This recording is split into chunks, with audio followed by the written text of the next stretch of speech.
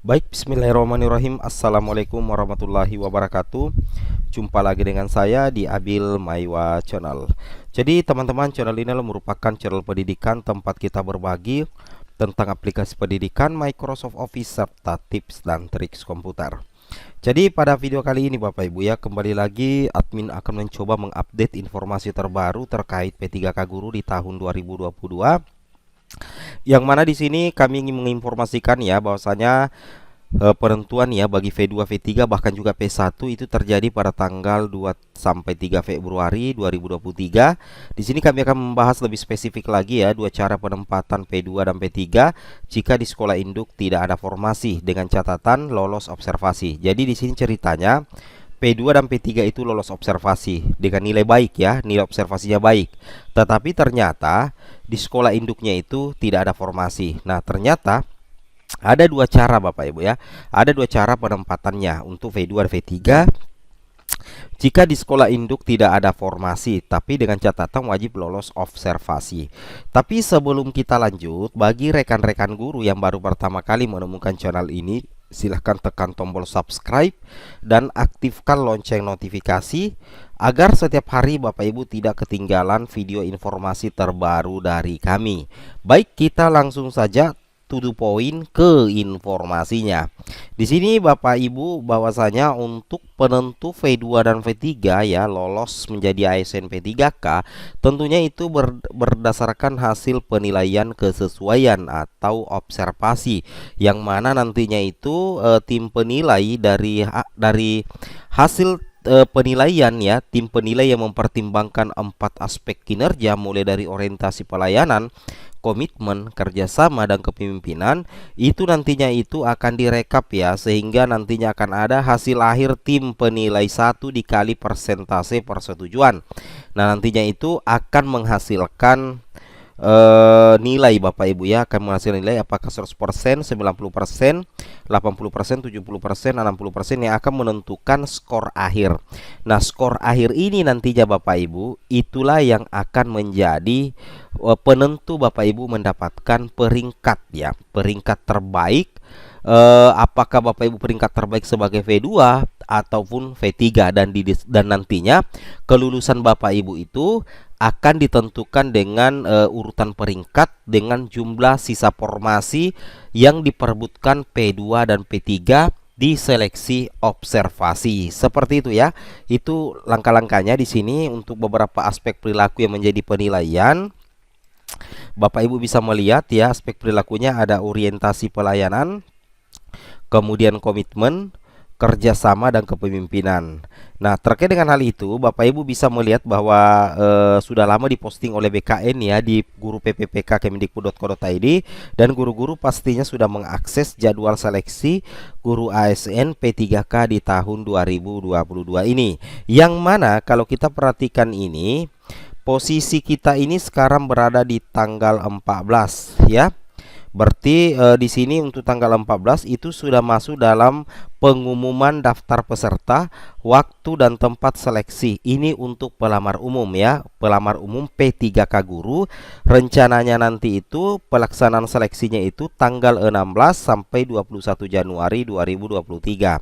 Nah, setelah tanggal 21 Januari sampai dengan 1 Februari 2023 itu adalah pengolahan hasil seleksi untuk pelamar umum ya. Nanti setelah pengolahan hasil seleksinya akan diumumkan hasil seleksi secara bersamaan untuk P1, P2, P3 dan pelamar umum itu dimulai tanggal 2 sampai dengan 3 Februari. Kemudian diberikan waktu sangga mulai tanggal 4 sampai dengan 6 Februari.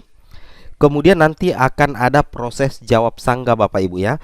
Proses jawab sangga ini dimulai tanggal 7 sampai dengan 13 Februari 2023 dan pengumuman finalnya setelah jawab sangga itu tanggal 20 sampai dengan 21 Februari 2023 termasuk P2 Bapak Ibu ya. Nah, terkait dengan hal ini Bapak Ibu, kami sudah merangkum ya beberapa informasi yang Bapak Ibu perlu pahami bahwasanya untuk V3 nantinya ada beberapa penyebab sehingga P3 itu tidak lolos meskipun nilainya bagus. Yang pertama itu P3 dengan nilai observasi bagus tidak lulus karena formasi diisi oleh P2. Yang kedua, sisa formasi yang diperebutkan di instansi sedikit.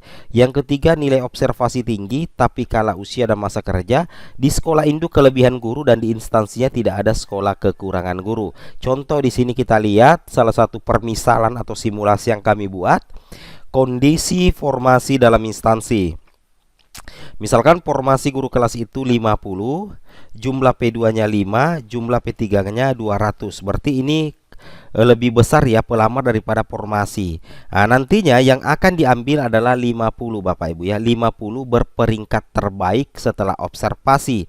Jadi yang diprioritaskan dulu ini yang 5 ini ya. Jadi sisa nantinya diambil lagi 45 dari 200 jumlah P3 yang akan di ranking Bapak Ibu ya. Jadi ini kondisi tidak semuanya lolos ya, karena jumlah formasi memang sedikit ya. Karena itu adalah sisa formasi yang belum diisi oleh P1 ya, P1 belum, yang tidak diisi oleh P1 ya, seperti itu. Nah, di sini Bapak Ibu perlu ketahui bahwasanya pelamar yang lulus akan ditempatkan di sekolah induknya. Kemendikbudristek melakukan verbal untuk penempatan tempat tugas. Juknis pelaksanaan seleksi bab 4 bagian B3.K.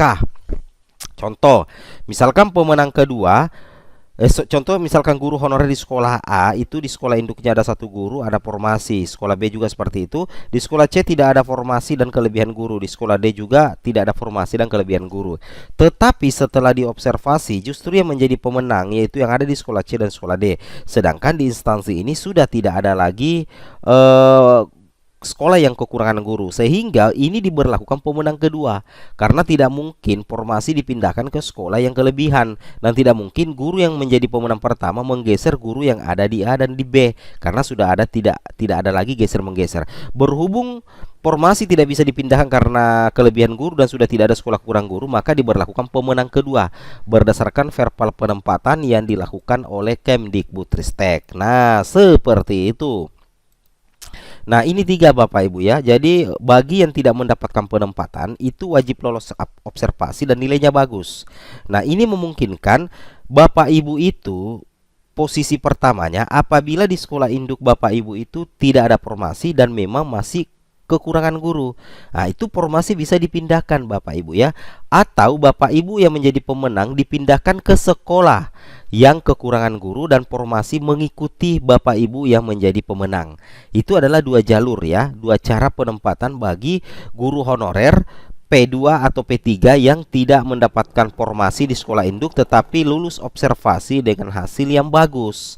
Contoh misalkan di sini ya, di sini Bapak Ibu bisa perhatikan ada 4 sekolah ya. Formasi yang ada di instansi ini cuma 2. Dan di sekolah C ada guru induk, di sekolah D ada guru induk tapi tidak ada formasi, tapi tersedia satu kebutuhan masing-masing. Nah, ketika selesai diobservasi, ternyata yang tinggi nilainya atau tinggi hasil observasinya adalah guru yang ada di sekolah C dan guru yang ada di sekolah D. Nah, ini catatannya, formasi akan dipindahkan ke sekolah C, formasi akan dipindahkan ke sekolah D, karena memang di sekolah C dan di sekolah D itu masih kekurangan guru, dan yang menjadi pemenangnya adalah guru yang ada di sekolah C dan di sekolah D.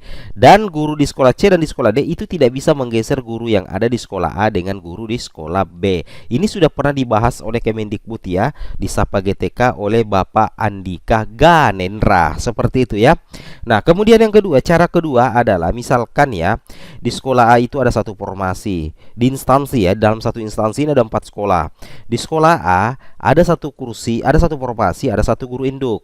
Sedangkan di sekolah C ada 2 guru induk tapi kelebihan guru, di sekolah D kelebihan guru, dan ada satu sekolah yang memang sangat membutuhkan guru honorer. Nah, ketika diobservasi ternyata yang menjadi pemenang adalah guru yang ada di sekolah C yang kebetulan kelebihan guru, sehingga formasi yang ada di sekolah A itu tidak bisa dipindahkan ke sekolah C Bapak Ibu ya. Oleh karena itu maka nantinya formasi akan dipindahkan ke sekolah B. Kemudian guru yang menjadi pemenang di sekolah C akan dipindahkan ke sekolah B. Jadi ini ada korelasi ya, bahwa tidak ada kunci mengunci formasi dan tidak ada geser menggeser guru honorer. Yang mana kita lihat ada 3 kemungkinan dalam kejadian observasi nantinya. Yang pertama, formasi berpindah ke sekolah pemenang. Kemudian yang kedua adalah formasi dipindahkan ke sekolah yang kekurangan guru. Dan yang ketiga, guru induk tetap lolos ASN meski kalah nilai. Itu yang wajib dan harus Bapak Ibu pahami dan Bapak Ibu ketahui. Oke ya, jadi saya rasa cukup seperti ini informasinya. Assalamualaikum warahmatullahi wabarakatuh.